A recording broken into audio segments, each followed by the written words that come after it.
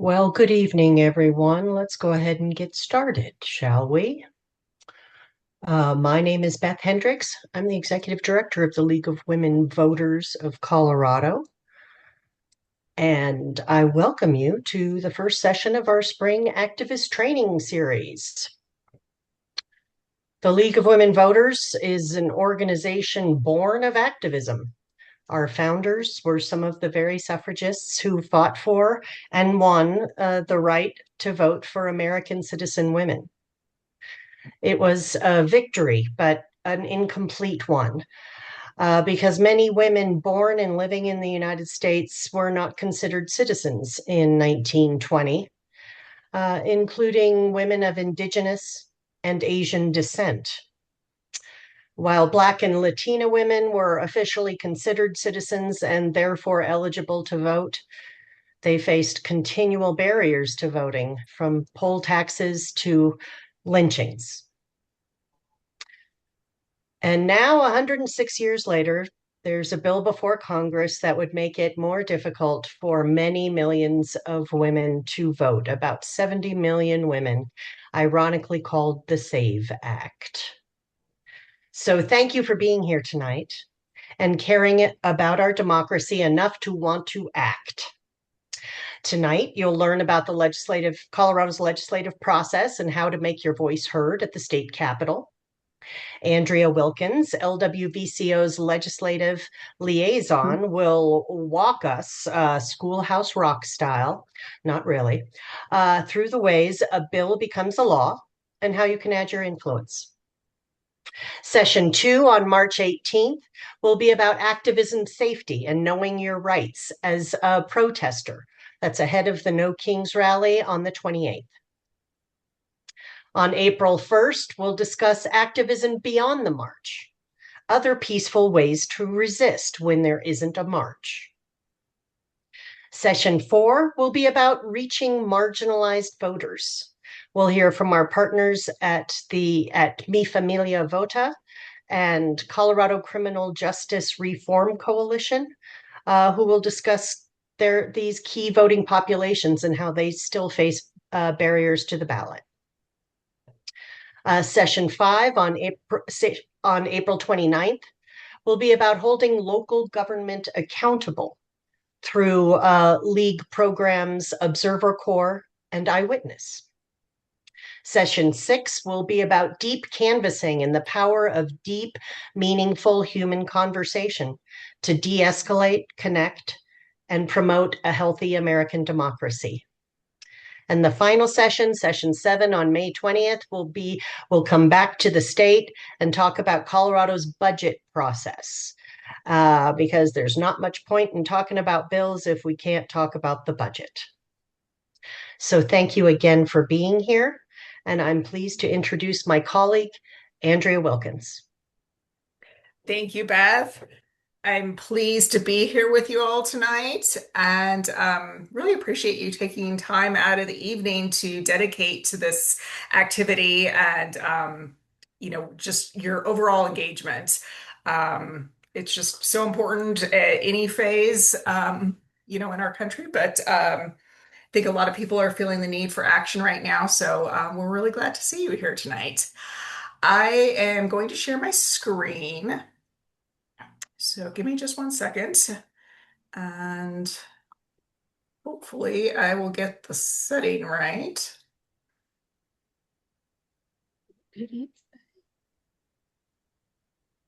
Okay, what I'm hoping is that you all can see the slides without the preview and the notes. Is it coming through clearly for you?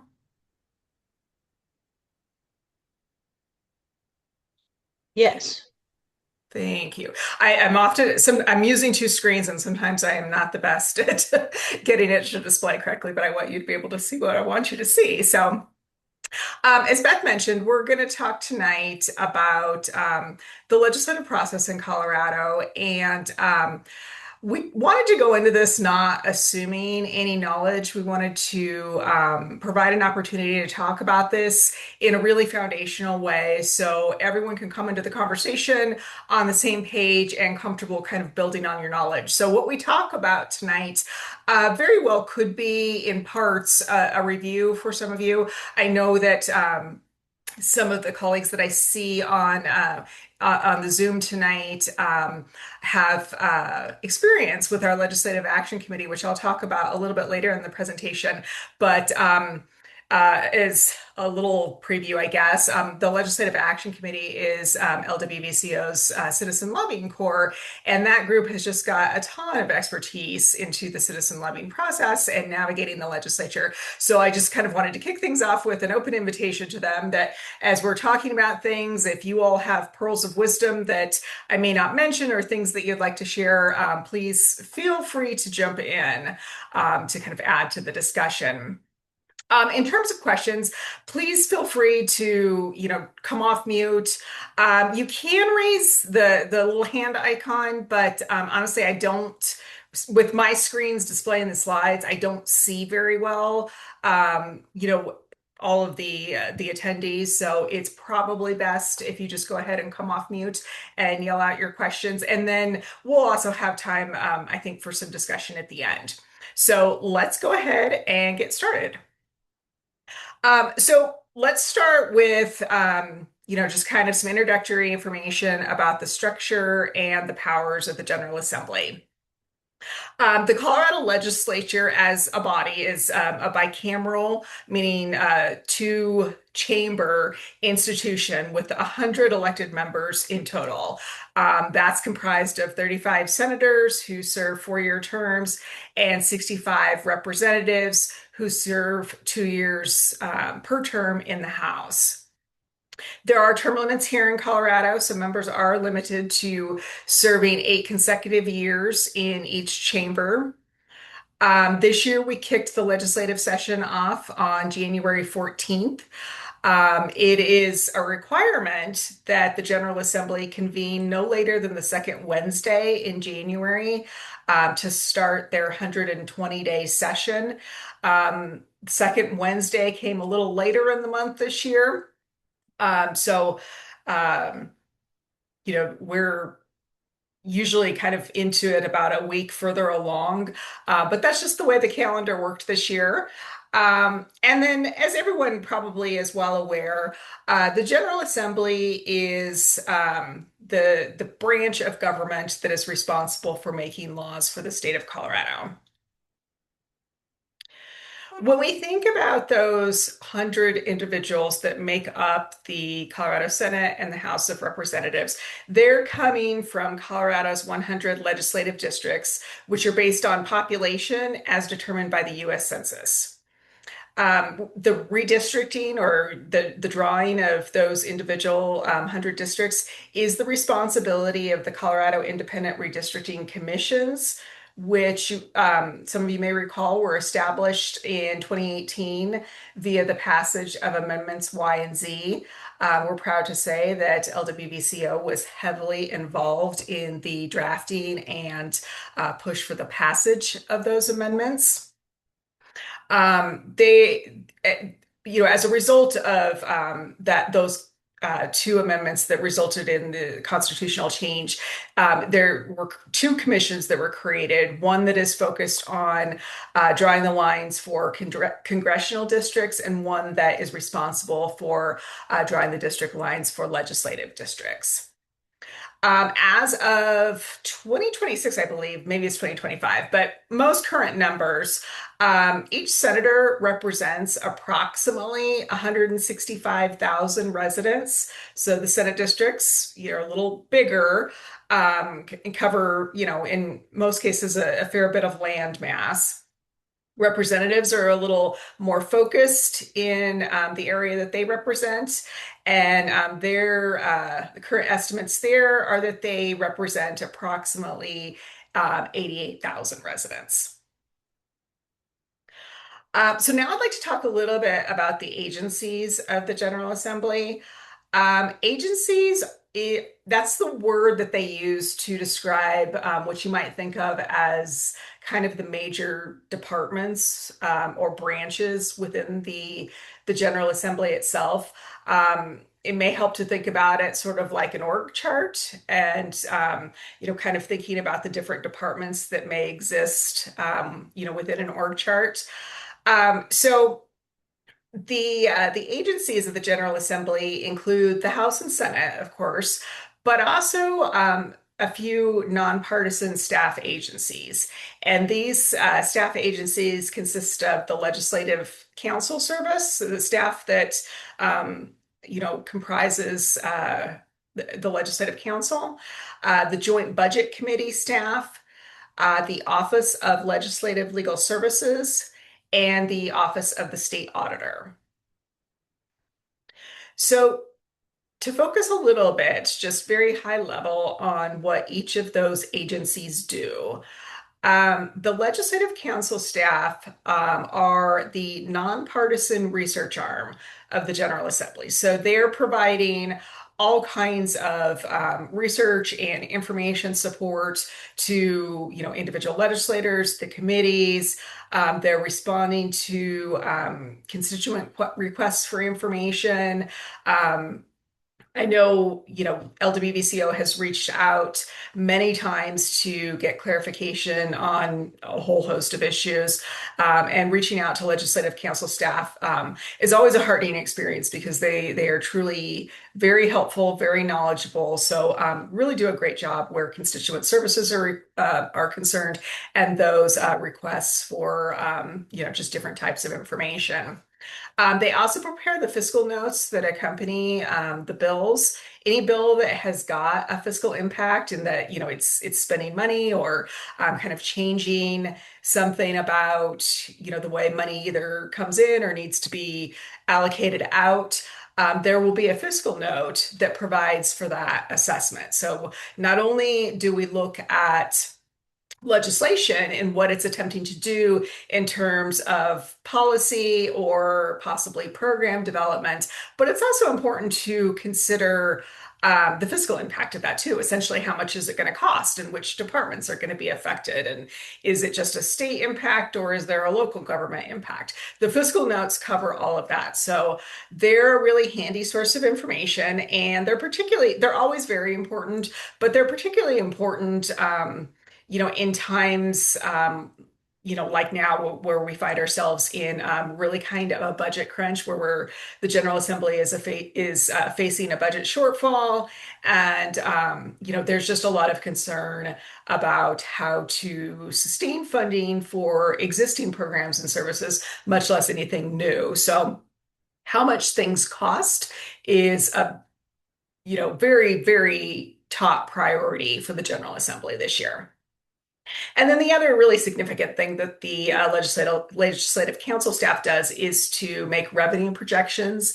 They will do this on a quarterly basis, and these projections are a key part of the information that gets assessed by the Joint Budget Committee, which we'll talk about in just a second, the governor, the General Assembly as a whole. It kind of informs the overall financial outlook for the state. So as budgeting is done and as legislation is considered that does have a cost attached to it, it gives everyone a sense of the overall economic picture that we're operating within. You can get some really great information from the Legislative Council staff newsletters.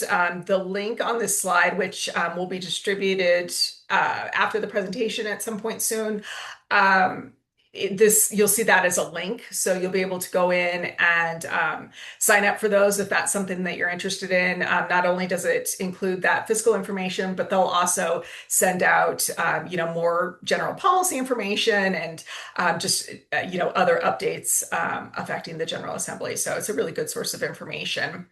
And then if you ever do have questions, looking for information or clarification on a bill or clarification on process, anything along those lines, you can always email them. As I mentioned before, they are extremely responsive and really helpful. So they're a great source to be aware of. Okay, so now turning to the Joint Budget Committee, both I want to talk about both the staff and the committee itself. The Joint Budget Committee staff are one of the key agencies of the General Assembly, and their job, in a very high level sense, is to provide nonpartisan research and analysis. And they will, in doing that, they will make recommendations to the members of the JBC, so they've got good numbers and you know uh, figures that they need to really kind of factor into um, you know the the overall task that they have of providing fiscal oversight and creating the state budget. Which brings me to the Joint Budget Committee itself. The JBC is a really important, powerful committee in Colorado. They do have a broad scope of responsibilities and they meet year round. So, the legislative session, as I mentioned early on, runs for 120 days. And then there's the period when they're not in session that we refer to as the interim. The JBC meets year round and spends a lot of time on that fiscal oversight.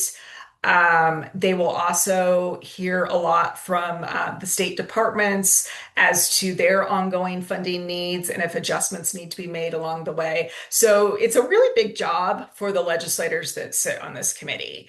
Um, in addition to that fiscal oversight function that they serve over the agencies and the institutions of state government, probably the thing that they are most known for is that they prepare the overall state budget. So all of that information that the staff is feeding in helps them, including those economic forecasts provided by the Legislative Counsel Service.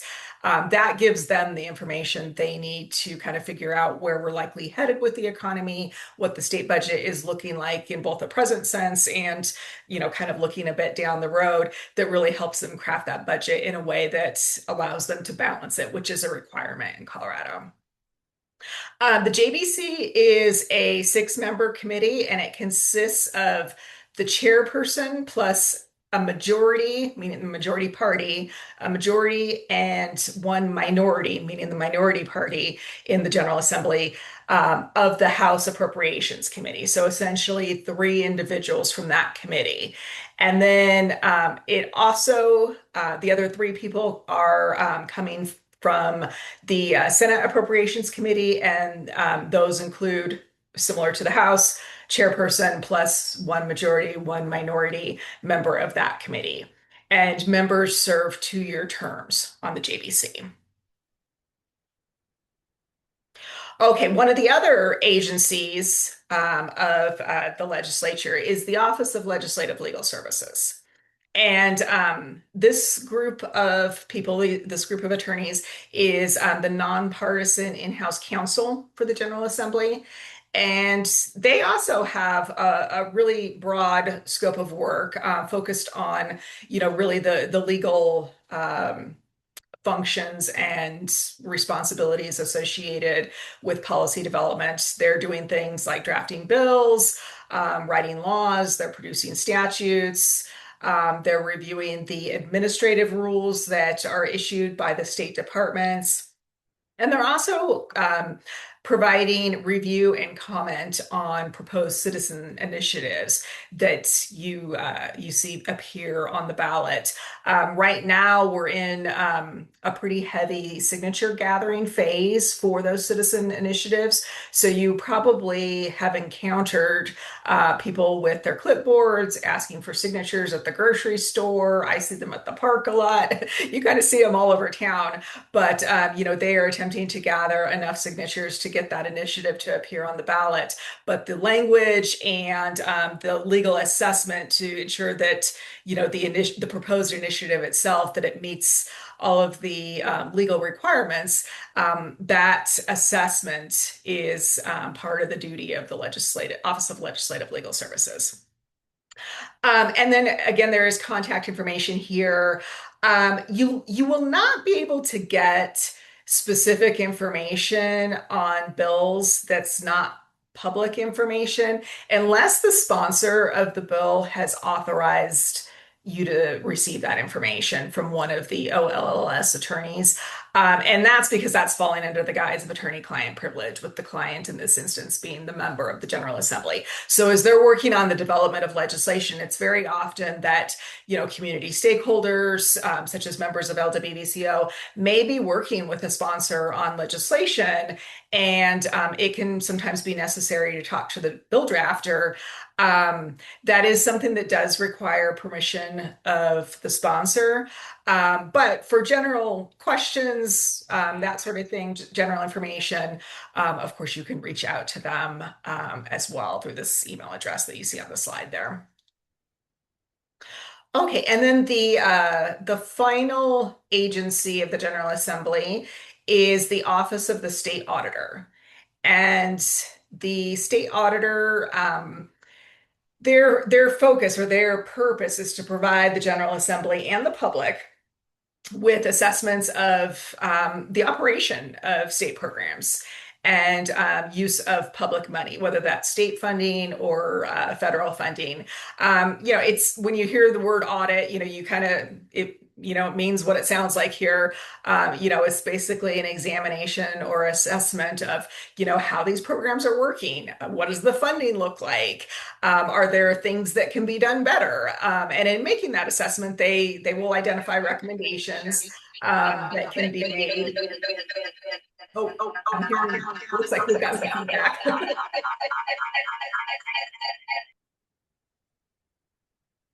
I'm not sure what happened there. Um,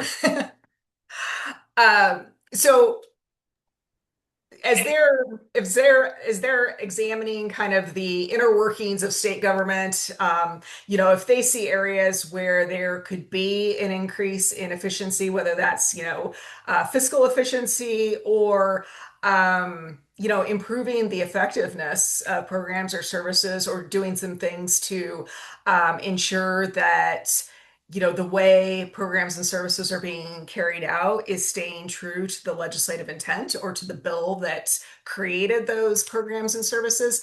That's really everything that's falling within the purview of the state auditor. So they also have got a big job here, but the goal is to make sure that our government programs are running efficiently and effectively, and that there is access to those assessments. You can contact them again through the web or the email that's listed here, or you can visit their website if you'd like to see some of the information that they compile to this effect. And that's done really with, kind of the goal of transparency and facilitating public access into kind of the workings of government. All right. Moving along here. We're going to shift a little bit and start talking now about legislation itself and, the actual bills that are moving through the General Assembly. As a starting point, I wanted to say a little bit about, how does legislation originate? Where are these ideas coming from? They come from a lot of different sources. And, as you can imagine, a lot of it is individual legislator priorities. The individuals that run for these seats are often coming into that race with the goal of, representing their community to address specific needs that may have noticed have gone unmet, or they're seeing issues emerge that they think, requires a state legislative solution. They may come with a passion about something that, really causes them to want to kind of focus in on a particular area. Similarly, they might have, professional expertise in an area. That kind of causes them to really want to dig in on a specific topic, or they may take a more broad-based approach. But as you can imagine, legislators are coming to the role with some motivation and ideas for things that they would like to accomplish during their time there. One thing that I really want to emphasize as a source of bill ideas are constituent requests because the process can feel maybe a little overwhelming or intimidated until you get familiar with it. But I really want to emphasize that legislators will tell you themselves over and over that many of the ideas they get for bill requests are coming directly from their constituents. And that's what they want. They want to be able to address the concerns in their community that, people that are going about their daily lives and maybe impacted by something that they think again could use a state legislative fix. Oftentimes the members of the General Assembly may not be aware of that unless a community member comes to them and lets them know about it. So that constituent or citizen outreach and communication is such an important point of getting really kind of to the heart of some of the issues that really could stand to be addressed by a bill. I've included a link here to a Colorado Sun article where you see there, do you have a good idea for a new state law? The article itself is kind of old at this point. You'll see it's from 2019. So, the dates and, some of the information obviously is outdated. But the reason that I wanted to include it is I think that it gives kind of a practical walkthrough of how that constituent contact and, just direct communication with legislators is something that really can be demystified just by reaching out and jumping into the process, and how you can kind of see that take off in a really practical way. So I thought that the article might be helpful for kind of getting a sense of how that works if you aren't otherwise familiar. Some of the other ways that ideas for bills are generated are from advocacy or stakeholder groups. And by that, I mean groups like LWVCO. Obviously, there are many other advocacy and good governance groups in the community. Certainly we are not alone there, and we often work in partnership and coalition with those groups. And it's oftentimes that, during the interim is when a lot of these stakeholder group discussions take place. And we start to hear about issues that are a priority for one group, and we may have kind of a common concern, or, there may be some commonality where we think, yeah, we see that issue too, or would like to see change in that area too. It's really the idea that, combined voices can do more together than any one organization or person can do alone. So, that's really our rationale for working in collaboration with a lot of community stakeholder groups and partner organizations that really come together to figure out, where legislative solutions might be pursued to improve things in Colorado, both for our government or the programs and policies that get operated and implemented by the state, and for the lives of citizens. So that is another key area where bills come from. One of the other things I want to mention is interim committees. The interim committees are small groups of legislators that meet during the interim. So by that, we're talking roughly June to December. Although their work and the action really kicks up kind of in the fall and into the winter leading up to the start of the session. But interim committees are formed to look at a specific issue or a specific topic, and they'll meet. It depends on what their enabling legislation says, but they'll meet according to kind of what was set out there, and what their task has, or what their charge is, through the legislation that created them, to kind of examine things and figure out how they can approach an issue via state legislation to come up with a solution, or to make some sort of improvement. And they'll come out of that season of meetings that they have, recommending specific bills for introduction during the next legislative session. They're able to have up to 5 bills drafted, meaning that the Office of Legislative Legal Services will draft a bill for them so they can fully consider it in its, the language and in its, full form as it might be introduced. And then they can recommend up to 3 of those that they would then present to the Legislative Council Committee, which is another committee within the General Assembly that will then decide whether or not those bills move forward for introduction.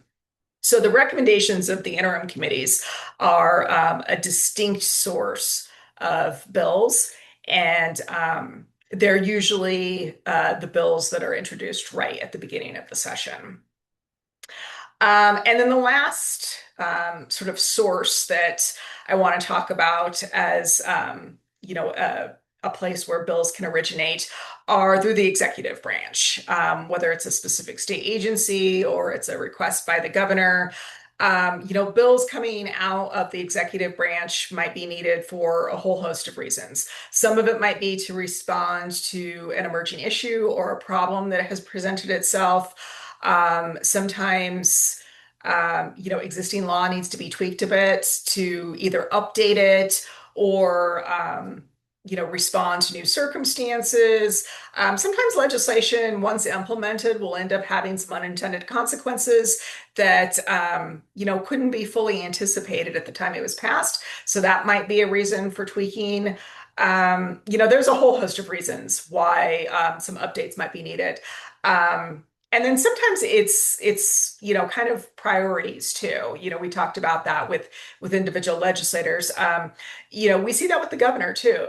We over his term, we've seen a big priority placed on universal pre-K and the legislation that rolled out that program. We've seen a big focus on housing development, particularly affordable housing, to respond to the housing crisis in Colorado, and that concern ends up getting turned into legislation via work between the governor's office and the General Assembly. So all of this is to say that ideas for bills come from a whole lot of places. But I think if you took anything away from this, I want you to remember the constituent request piece, because it really is a prime source of information that legislators use to address problems in their community that they may not otherwise know about unless you told them. So please keep that in mind. Okay, I want to talk now about the process for bills advancing in the General Assembly. If there's a bill that we like, we've managed to get it developed and introduced. You want to follow it closely and continue to advocate for it and explicitly lobby for it, to ensure that it actually gets passed and signed into law eventually. But it's got a long road before it gets to that point. So the development of the legislation and the introduction is one part of the battle. The process of a bill traveling through the legislative chambers is a whole other. But basically, it starts with introduction in the first chamber. Obviously, House bills are going to get introduced in the House. Senate bills are going to get introduced in the Senate. So that's where it's going to start. That's going to be its chamber of origin. And then after introduction, it's going to get a committee assignment. And we'll talk a little bit more about the committees in just a second here, but know that that's kind of its next stop before anything more happens with the full body. Once it's assigned to a committee, it will be at some point scheduled for a committee hearing. And that's a really important thing to track because those committee hearings are a key opportunity for public testimony. That's part of the hearing process. So it's the opportunity for citizens, for interested organizations or stakeholders, any entity or individual that's got an interest in the legislation. This is your opportunity to be heard, to testify and go on the record, on the public record, and have that preserved as to why you think the bill should pass, or if you're opposed to it, why you think it should not pass. But that's your opportunity to be heard. So during the committee, the committee will take public testimony. They will consider, what they've heard. They'll consider the merits of the bill, and ultimately they will vote whether or not they're going to advance that bill on in the process, or if it's going to stop there. And if they decide to vote it down, basically to kill it off, it's referred to as being postponed indefinitely. Um, Technically, it means that it could be revived and it could come back. Um, that almost never happens. It's just the terminology that, gets used for a bill that essentially has been killed and is not going to proceed in the legislative process for that session. Sometimes you will see bills that have been killed off come back. Well, I should say often you'll see bills come back because sometimes they have to be improved. They go to the process. Sometimes input and testimony exposes flaws and that sort of thing. So they have to be, reconsidered. And, sometimes it takes a session or two or three to get legislation through. So sometimes you will see them come back. But usually when something's been postponed indefinitely, it is not going to proceed that session.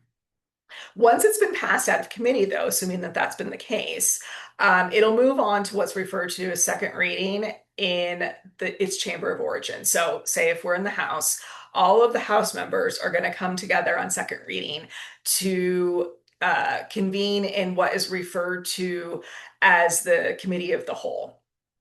And we refer to that as the cow for short. And I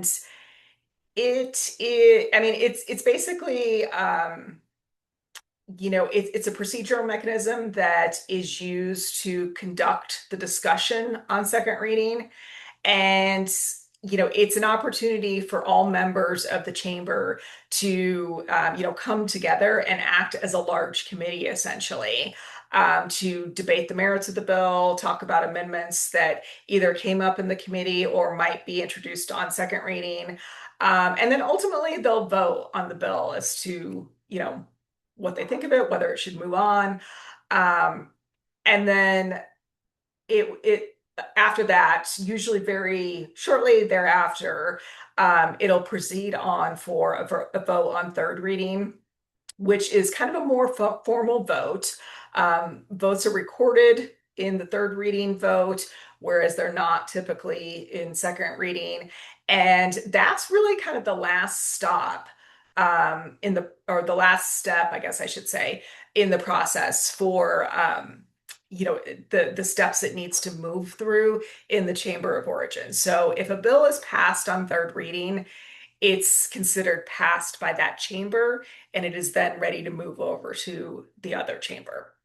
And once that happens, the whole process repeats itself on the other side. And it's got to make it through all of those steps if it is to be passed by both chambers and eventually be sent to the governor for, being signed into law, or in some cases, allowed to time expires and it's allowed to become law without a signature.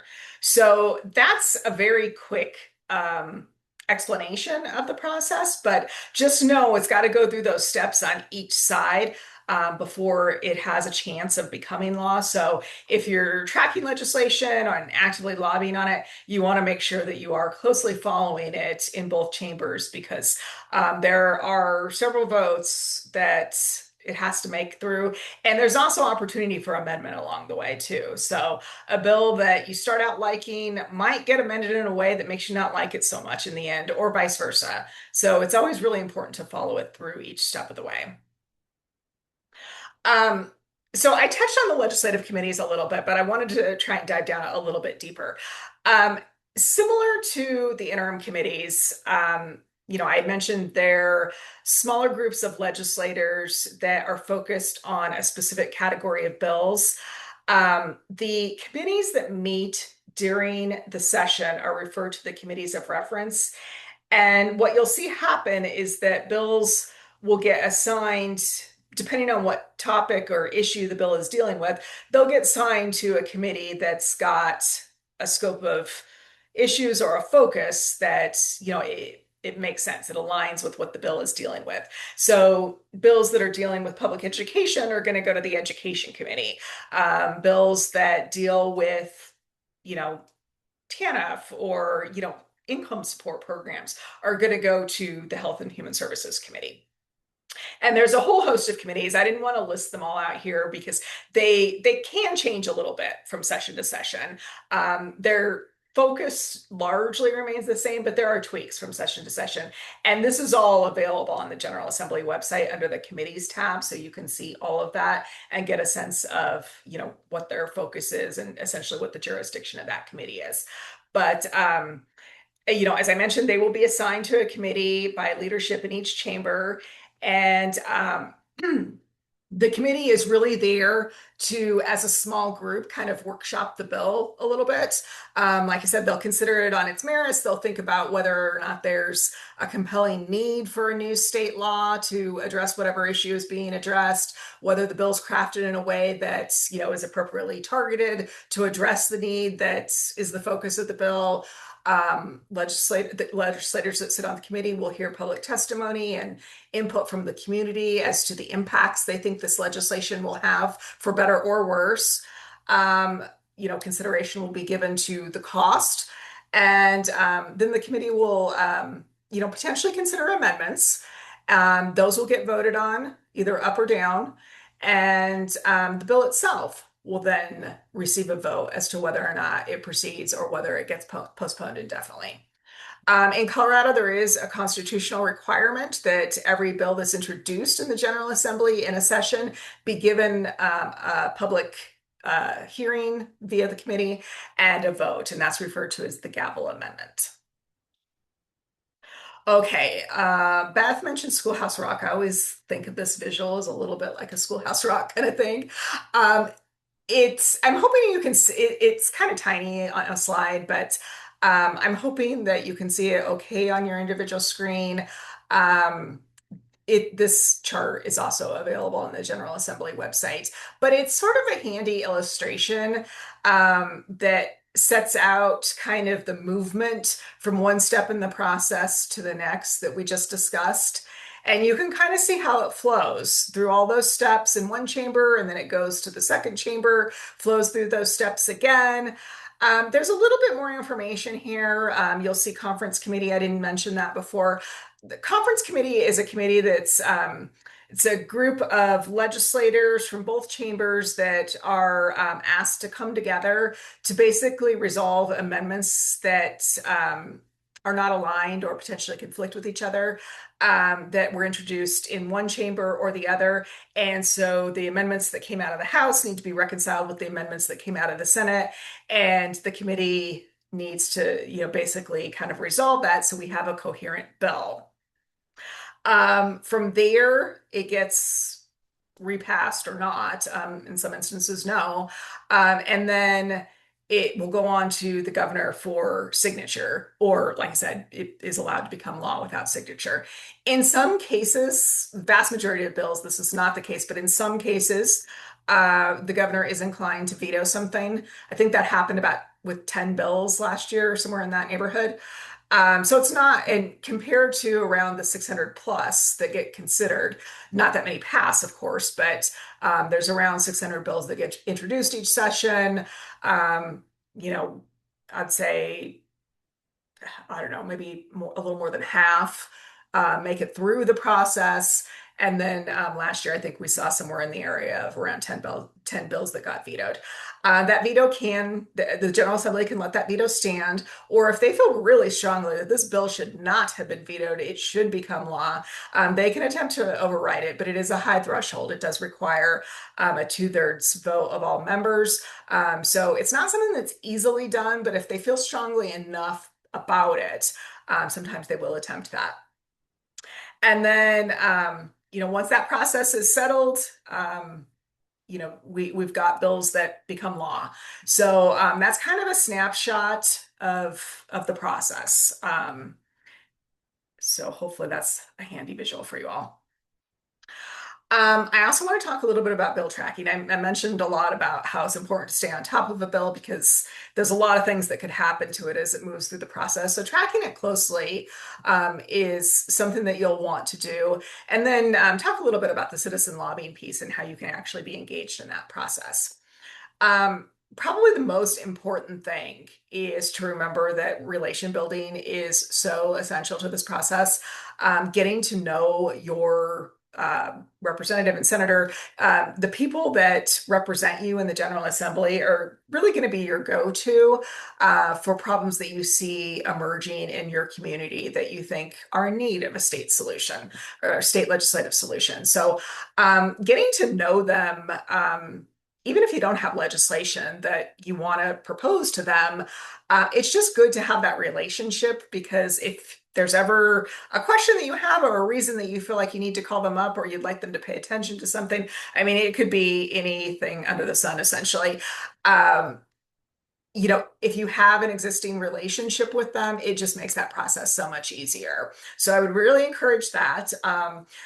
Not everyone off the top of their head will know who is representing their community. So fortunately, the General Assembly does provide a way of looking that up for by address. There's a link here. You can type in your address and it'll tell you who your senator and who your representative is. So that is a really handy function.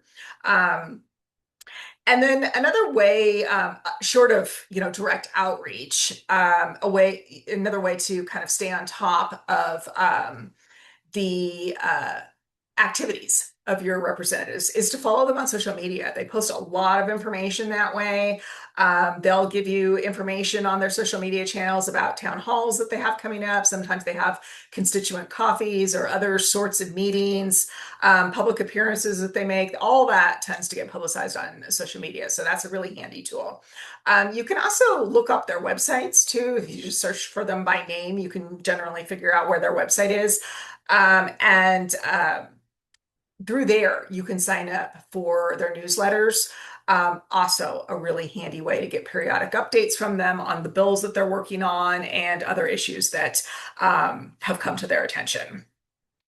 In terms of tracking individual bills, the General Assembly homepage is really kind of the place to go, is sort of your first stop for checking out the daily schedule, but also looking at the committees and their schedules for the day. You can search for specific bills. If you happen to know the bill number, you can type that in the search function. And again, we have links in the slides to let you know kind of where to go for that. But you can search for a bill by number if you have that. You can search by keywords, or you can search by categories of bills. Like if you want to look at all the education bills, you can do that. You can also look at the entire list of bills that have been introduced. That gets to be kind of an unwieldy task the later it gets in the session because it's very lengthy. So it's always helpful to kind of winnow that search down if you can. But a variety of ways to search and keep track of the schedule so you can make sure that you're attending those hearings if you want to testify or if you want to hear the debate on second reading. You can do that by keeping pace with the schedule. We've got a link here on the slide to the legislative committees. So that's an easy way to access their agendas, get information on their meeting times in the meeting room, and the agenda will list out the legislation that they're going to hear for that specific committee hearing. So if there's a hearing coming up on March 13th and we see that our bill is third on the agenda, you're going to want to, either monitor it remotely, and we'll talk about how to do that in just a second, or if you're close enough and it's practical, it's always great to go down to the Capitol and go to the committee room. Committee rooms can be found on the General Assembly site on the committee page. So really easy to follow. The link for live streaming, there's been some really great improvements made to live streaming. Just recently, the committees used to have audio only, but LWVCO was part of a push with many other stakeholders to get that video feed in the committee rooms as well. So it just gives you a better opportunity to monitor things remotely and actually understand who's saying what and just kind of see the proceedings. And you can also monitor the floor proceedings that way too, and you can do that all through the link. If you want to testify, you do need to sign up before you do so, but they make it really easy. You just go to this link that's on the slide where it says sign up to testify, and you'll select your committee based on either the committee or the bill. There's a couple of different ways to search for it. Once you find that, you can indicate whether or not you want to submit written comments, or if you want to testify via Zoom, or if you plan to testify in person. It'll give you options to indicate all of that. And then once you've signed up, you'll get an email confirmation that gives all of the information as to the hearing date and time and that sort of thing. And if you're doing it remotely, you'll get the Zoom link. But again, this information is also on General Assembly homepage. You can access the calendars there. But when it comes time for you to actually testify, it is important to keep in mind that it is a formal process. So there are some procedures and rules to be mindful of, but I don't want to make it sound like it's a scary process, because it is intended to be accessible to the public. They want to hear from you. They work for you. So honestly, it takes just a little bit of digging around and familiarizing yourself with the process to pretty quickly demystify it. But one thing I do want to point out is that once you're signed up, the committees will have a list of all the people that are testifying and whether you're for or against the bill, who you're with, if you're with an organization or if you're there as an individual, and they'll call you up. And so if you're there in person, you'll proceed to the testimony table. If you're on Zoom, you'll unmute and you'll provide your testimony. It's really important that you keep everything that you want to say about the bill to 3 minutes. Sometimes they're not strict, like if there's not a lot of public testimony and they've got the time, sometimes they're not too strict about letting people go on a little longer. If it's a crowded day and there's a lot of public testimony, sometimes they are extremely strict and they will cut you off. And sometimes they'll reduce it to 2 minutes per testifier. So it's really important that you craft your comments and your key points in a way that is very to the point and efficient. I'm getting my timer that it is time for me to speed it up so I don't keep you here all night. Okay, so a little bit more on the citizen lobbying process. Just to try and demystify the process a little bit more, really, there's just some key things that you need to keep in mind to provide testimony, and it's all really simple. You're basically there just to explain what you want them to do with the bill, whether you want them to advance it, vote yes on it, and move it forward in the process, or if you want them to kill that bill because you think it's a bad idea and you want them to postpone it indefinitely. So you would ask them to vote no on that bill. You want to explain why it's important to you. So you essentially want to make your case for why you're asking for what you're asking. If you can give personal examples on the impact, either the need for the bill, or if you're not in favor of it, if you think that it's going to have negative effects on you or your community, any way you can help demonstrate that, it can be really persuasive. Personal stories are always great. If you can incorporate briefly research or relevant statistics that kind of helps build your point or show specific community impact, that's always really useful. And then again, you want to conclude by asking for specific action, a yes or no on the bill.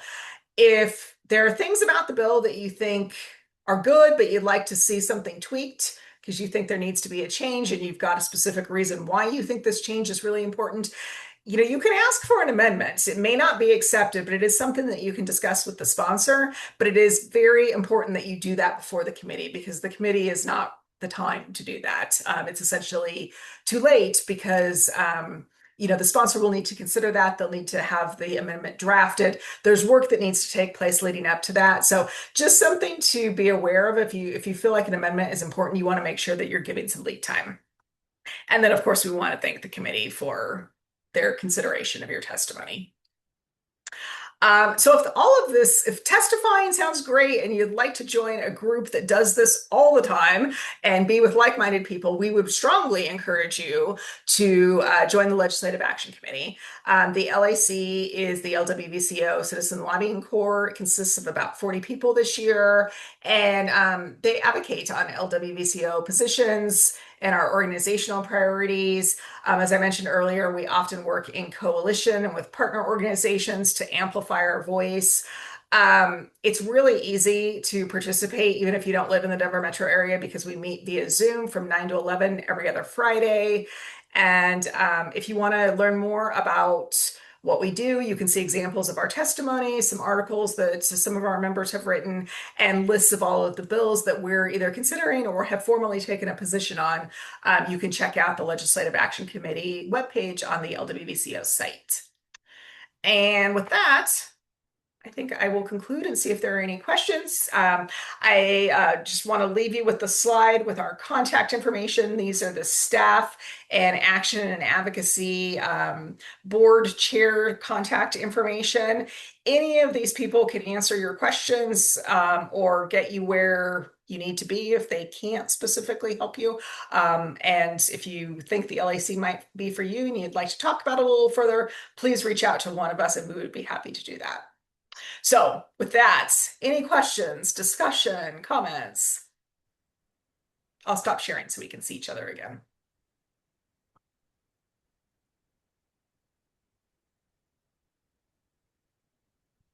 Jeff, please jump in. Andrea, hi. Good Thanks to for the see you, Jeff. presentation. Yeah, it's good to know the fundamental structure and appreciate all the work you put into this.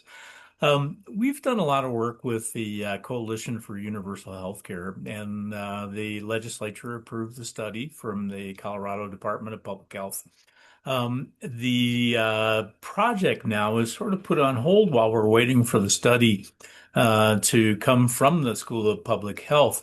But listening to all the steps and stages of bringing a bill to the floor, what could we be doing now above and beyond? Well, one would be creating relationships, correct? But I'm unfamiliar with what the next steps would be once the study is approved and we find that we're going to have great savings. Do we get a sponsor? How does it proceed from there? It kind of depends on the individual circumstance, Jeff. And in the case of what you're talking about, it's my understanding that the group, once they're armed with the study, that they're looking to pursue a citizens initiative. And so in that case, you'd want to coordinate with the stakeholder groups that have been kind of spearheading the effort to figure out how you can plug into the strategy that's been brainstormed along the way. A lot of it is fundraising, a lot of it is messaging, a lot of it is figuring out how this gets drafted in a way that will get approved. The initiative process is a little bit different. If it's a situation where you're looking for legislation to be introduced, you can always contact legislators directly and start your conversation with them and kind of get their read on it, whether it's your representative directly or if it's somebody, it may be somebody else. It may be, the chair of the Health and Human Services Committee, depending on the topic, and kind of get a read to see what they're considering. You may find out that they're actually considering legislation that might meet some of your needs or could be broadened in a way that might capture that. If you're not lucky enough for that to happen, you can talk to them about the bill idea and kind of get a read and see if it's something you think they would be interested in, or if it's not them, maybe they have colleagues that they could refer you to. As I mentioned earlier, it's always easier to do these things when you've got a lot of community voices, because that really kind of helps move legislators to do what you're asking them to do. Mhm. Once you think you've got some potential interest around a bill idea and you kind of see a path forward, meeting with other community stakeholder groups to, run the idea past them, potentially get them on board so they could be part of the collective effort. And then, maybe moving to a bigger meeting with a legislator where you've got more of those community voices joining you. So they come to really understand that, there's a lot of people in my community that want to see this happen. And so it kind of gets them to pay attention. So it's not a super specific answer to what you're Mhm. asking, but it does kind of depend on like what the ultimate goal is. And in the case of an initiative, that's a really specific path, where the study is concerned, and putting a question to the voters. But the stakeholder groups there that have been spearheading would be a great place to plug into if you haven't already. And then within the legislature, do we find an advocate? If How do they we then want to go from go the stakeholders to elevating it to a level where the legislature starts to embrace it and work with it? If it's a situation where you are trying to get them to do a referred measure, then you would definitely need a sponsor and somebody to champion it within the body. If it's a citizens initiative, obviously having legislative backers and support is great, but because the process works outside of the General Assembly, you don't need a sponsor for that. So again, it kind of works a little differently depending on, what route you're going to take and what the ultimate Mhm. goal is. Is there something we could be doing now? What, because this is going to be a year-long study. I mean, what could we be doing now to build our case so that we're ready when the study comes out? Um, Again, I think plugging into the stakeholder groups would be the main thing. I Okay. know that they do periodic calls to kind of keep everybody informed, and joining those calls so you can be part of the strategizing would be really good. This Mm, campaign is also going to take a lot of money, so honestly, a lot of the work that lies ahead is going to be around fundraising. oh boy. Yeah. And Okay. Thanks. just to jump in, I mean, I attend some of those stakeholder meetings when I can.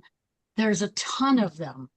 There's several every single week, as far as like right today, there was a meeting on oh gosh, branding, and how to get a cohesive message out to the public as this study is going forward. So anyway, there's all kinds of meetings for that particular um, School of Public Health study and how to Mhm. keep it going.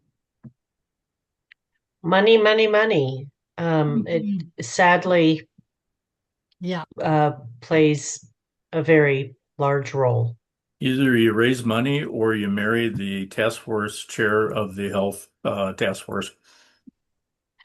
thank you. because that's your definite path to wealth. That was a Hey, smart move, no matter what, Jeff. Hmm.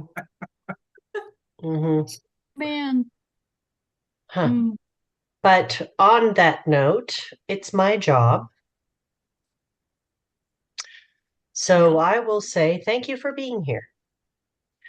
If you found this presentation worthwhile and are able, please consider supporting the League of Women Voters of Colorado. Mm, Thank you. awesome. Uh, well, Uh, there goes That was everybody. that was a good first meeting. Thanks for putting it together. uh, Awesome. thanks, Andrea. That was great. I'm really Mhm. That was. was Oh, you're that was welcome. great. Lots of material. Yep. Yep. And Joe, I don't know why you were here. This is the last thing you need. You're an expert. Joe could have given this presentation I know. backward and forward. And you're on mute, so we can't hear you. You got to unmute, Joe.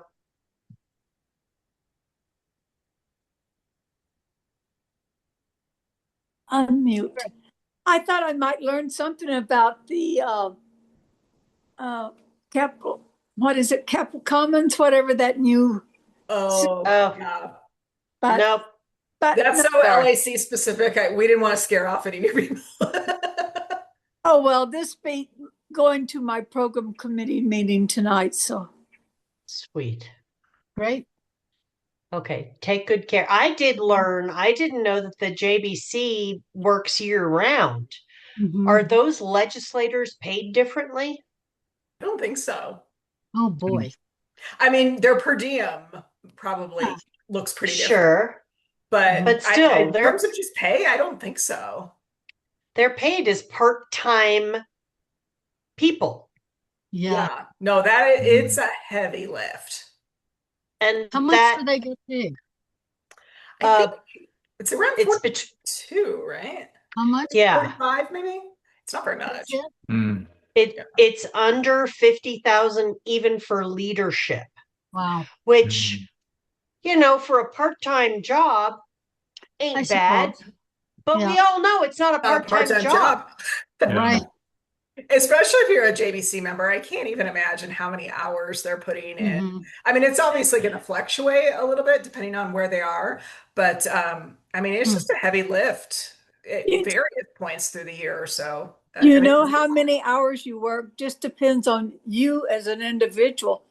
I asked my primary care doctor when I saw him a couple of weeks ago. I said, "Well, how's it going now for you that you're part-time?" He says, Hmm. "Really great. I'm only working 40 hours a week now." Mhm. Yep. Yeah, instead of 80. Yep. Uh-huh. But the problem is we get what we pay for, and Mm. we're allowing only a percentage of Yeah. folks to run Right. Because who just can do because it they can't part-time? afford it. yeah. And then how do you organize your life around a 5-month cycle? I mean, Uh, Who can do that? would it It, take a constitutional amendment to turn it into a full-time job, or is it statutory? I well, And think has it that would ever be been discussed? constitutional. Yeah.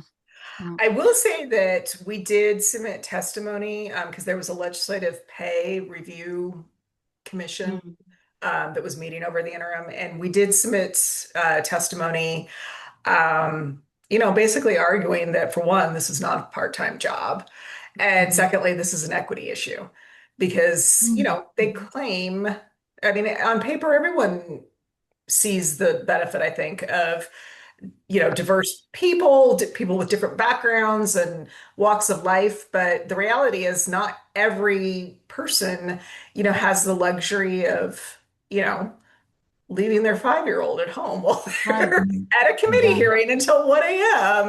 Right. Or Yep. Or if you don't have leaving a, their job for half of the Yeah. Their year. other job. Right. yeah. I mean, uh, it's and are there still only two legislatures in the state legislatures that are year round? Oh, that's Do you know, all in the Andrea? whole country? I Oh, am I not Mm. think sure there's off the top of my only head. two. Oh, Yeah. I And figured So, we it's were in the weird majority. ones like Hawaii Hmm. uh, and um Hmm. I can't remember who else. I want to say Nebraska, but I think I just like Wow. them because they split their electoral votes. Well, and I believe Nebraska is unicameral too. So Hmm. Oh, they've got that's another weird. oddity too. Yeah. But yeah, even California, which in my mind, I always think of it like when you think Like about legislators, they're not considered like That's truly full crazy. time, even though I'm I sure, like you gotta be kidding me. I know. yeah, mm. their day to day probably looks pretty full time to any reasonable Yeah. person. Uh-huh. So you gotta have a rich spouse Hmm. or I mean it's Or be not right. retired. Be retired. Yeah, You've got yeah, the but time Hmm. and hopefully you've Hmm. got your retirement money that you can live off of in addition to Yeah. the small salary that you'll get. I just Googled it and AI says California, New York, Pennsylvania, Michigan, Illinois, Ohio, Massachusetts, Wisconsin, Hawaii, and Alaska. Wow, Oh yeah. wow. that's a lot. Are full time or Well, actually, I'm going to qualify that. They work, it says 80% of the time. Maybe Mm. that's, I don't know about that. Full huh. time, top full time states, California, New York, Pennsylvania, and Michigan are considered full time, well paid legislatures. Mm.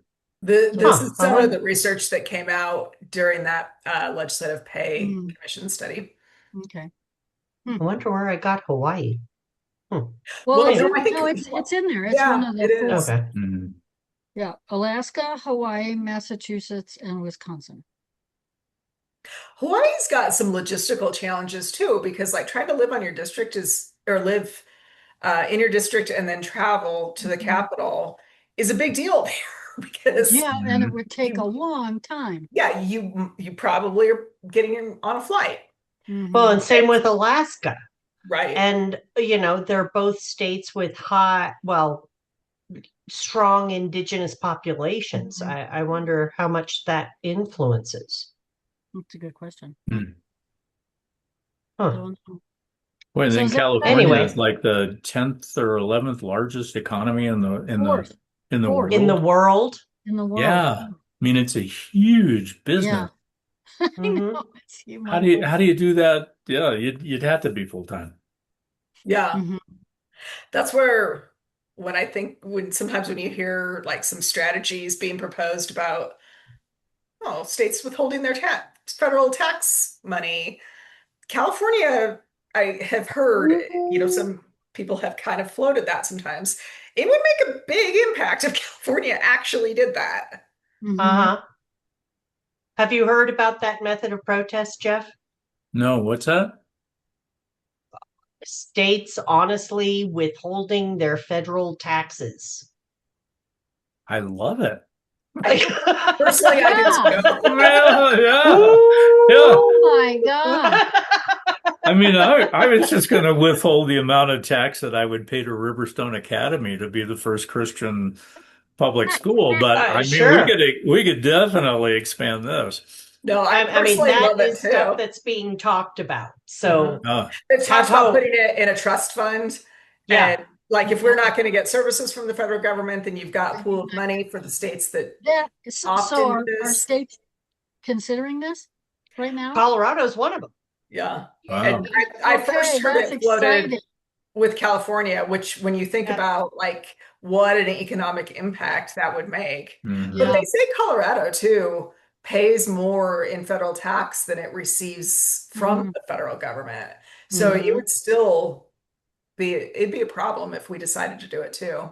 Mhm. Well, and Boy, there's an underground movement kind of to collectivize around this, That's states too. brilliant. That could bring the federal government to its knees if we had yeah, enough but boy, it just seems numbers. like a big pissing match. If you don't pay me, I'm not going to pay Yeah. this, and Mhm.